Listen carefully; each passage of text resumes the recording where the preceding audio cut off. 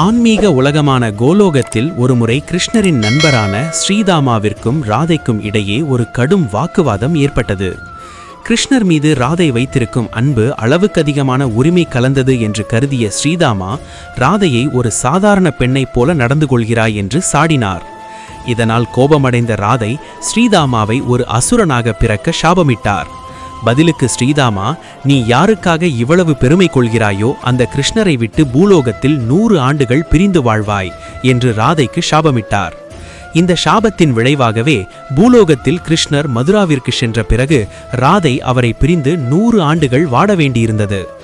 இந்த இடைப்பட்ட காலத்தில் சமூக நியதிப்படி அவர் அயன் அல்லது அபிமன்யு என்பவரை திருமணம் செய்ய வேண்டிய சூழல் உருவானது. ஆனால் அந்த திருமண வாழ்க்கை என்பது வெறும் மாயையே தவிர வேறல்ல.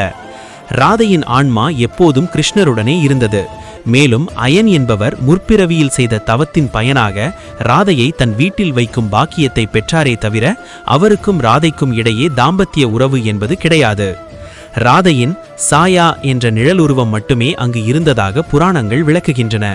இந்த சாபம் என்பது உண்மையில் காதலின் ஆழம் அதிகம் உணரப்படும் என்பதற்காகவும் உலகிற்கு விருக பக்தி என்பதை உணர்த்தவும் கிருஷ்ணரே இந்த நாடகத்தை நடத்தினார்.